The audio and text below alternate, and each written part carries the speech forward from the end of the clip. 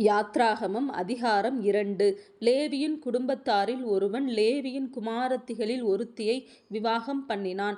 அந்த ஸ்திரீ கர்ப்பவதியாகி ஒரு ஆண் பிள்ளையைப் பெற்று அது அழகுள்ளது என்று கண்டு அதை 3 மாதம் ஒளித்து வைத்தாள். அவள் அதை அப்புறம் ஒளித்து வைக்கக் கூடாமல் ஒரு நாணற் பெட்டியை எடுத்து அதற்கு பிசினும் கீலும் பூசி அதிலே பிள்ளையை வளர்த்தி நதியோரமாய் நாணலுக்குள்ளே வைத்தாள். அதற்கு என்ன சம்பவிக்கும் என்பதை அறியும்படி அதன் தமக்கை தூரத்திலே நின்று கொண்டிருந்தாள். அப்பொழுது பார்வோனுடைய குமாரத்தி நதியில் ஸ்நானம் பண்ண வந்தாள். அவளுடைய தாதிகள் நதியோரத்தில் உலாவினார்கள். அவள் நாணலுக்குள்ளே இருக்கிற பெட்டியைக் கண்டு தன் தாதியை அனுப்பி அதை கொண்டு வரும்படி செய்தாள். அதை திறந்தபோது பிள்ளையை கண்டாள். பிள்ளை அழுதது. அவள் அதின்மேல் இரக்கமுற்று, இது எபிரெயர் பிள்ளைகளில் ஒன்று என்றாள். அப்பொழுது அதன் தமக்கை பார்வோனின் குமாரத்தியை நோக்கி, உமக்கு இந்த பிள்ளையை வளர்க்கும்படி எபிரெய ஸ்திரீகளில் பால் கொடுக்கிற ஒருத்தியை நான் போய் உம்மிடத்தில் அழைத்து கொண்டு வரட்டுமா என்றாள். அதற்கு பார்வோனுடைய குமாரத்தி, அழைத்து கொண்டு வா என்றாள். இந்த பெண் போய் பிள்ளையின் தாயையே அழைத்து கொண்டு வந்தாள். பார்வோனுடைய குமாரத்தி அவளை நோக்கி, நீ இந்த பிள்ளையை எடுத்து கொண்டு போய் அதை எனக்கு வளர்த்திடு, நான் உனக்கு சம்பளம் கொடுக்கிறேன் என்றாள். அந்த ஸ்திரீ பிள்ளையை எடுத்து கொண்டு போய் அதை வளர்த்தாள்.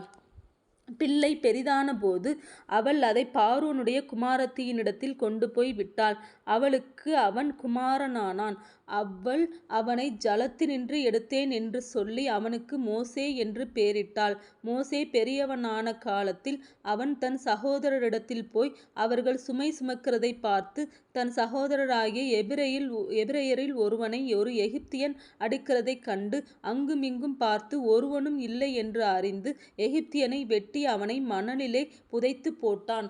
அவன் மறுநாளிலும் வெளியே போனபோது எபிரெய மனுஷர் இருவர் சண்டை பண்ணி கொண்டிருந்தார்கள். அப்பொழுது அவன் அநியாயம் செய்கிறவனை நோக்கி, நீ உன் தோழனை அடிக்கிறது என்ன என்று கேட்டான். அதற்கு அவன், எங்கள் மேல் உன்னை அதிகாரியாகவும் நியாயாதிபதியாகவும் ஏற்படுத்தினவன் யார்? நீ எகிப்தியனை கொன்று போட்டது போல என்னையும் கொன்று போட நினைக்கிறாயோ என்றான். அப்பொழுது மோசே காரியம் நிச்சயமாக வெளிப்பட்டது என்று பயந்தான். பார்வோன் அந்த காரியத்தை கேள்விப்பட்டபோது மோசேயை கொலை செய்ய வகை தேடினான். மோசே பார்வோனிடத்தினின்று தப்பியோடி மீதியான் தேசத்தில் போய் தங்கி ஒரு துறவண்டையிலே உட்கார்ந்திருந்தான். மீதியான் தேசத்து ஆசாரியனுக்கு 7 குமாரத்திகள் இருந்தார்கள். அவர்கள் தங்கள் தகப்பனுடைய ஆடுகளுக்கு தண்ணீர் மொண்டு தொட்டிகளை நிரப்பினார்கள். அப்பொழுது மேய்ப்பர்கள் வந்து அவர்களை துரத்தினார்கள். மோசே எழுந்திருந்து அவர்களுக்கு துணை நின்று அவர்களுடைய ஆடுகளுக்கு தண்ணீர் காட்டினான். அவர்கள் தங்கள் தகப்பனாகிய ரெகுவேலிடத்தில் வந்தபோது அவன், நீங்கள் இன்று இத்தனை சீக்கிரமாய் வந்தது என்ன என்று கேட்டான். அதற்கு அவர்கள், எகிப்தியன் ஒருவன் மேய்ப்பரின் கைகளுக்கு எங்களை தப்புவித்து எங்களுக்கு தண்ணீர் மொண்டு கொடுத்து ஆடுகளுக்கும் தண்ணீர் காட்டினான் என்றார்கள். அப்பொழுது அவன் தன் குமாரத்திகளை பார்த்து, அவன் எங்கே? அந்த மனிதனை நீங்கள் விட்டு வந்தது என்ன? போஜனம் பண்ணும்படிக்கு அவனை அழைத்து கொண்டு வாருங்கள் என்றான். மோசே அந்த மனிதனிடத்தில் தங்கியிருக்க சம்மதித்தான். அவன் சிப்போராள் என்னும் தன் குமாரத்தியை மோசேக்கு கொடுத்தான். அவள் ஒரு குமாரனை பெற்றாள். நான் அந்நிய தேசத்தில் பரதேசியாய் இருக்கிறேன் என்று சொல்லி அவனுக்கு கெர்சோம் என்று பெயரிட்டான். சில காலம் சென்றபின் எகிப்தின் ராஜா மரித்தான். இஸ்ரவேல் புத்திரர் அடிமைத்தனத்தினால் தவித்து முறையிட்டு கொண்டிருந்தார்கள்.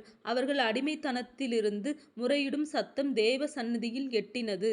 தேவன் அவர்கள் பெருமூச்சை கேட்டு தான் ஆபிரகாமோடும் ஈசாக்கோடும் யாக்கோபோடும் செய்த உடன்படிக்கையை நினைவு கூர்ந்தார். தேவன் இஸ்ரவேல் புத்திரரை கண்ணோக்கினார்.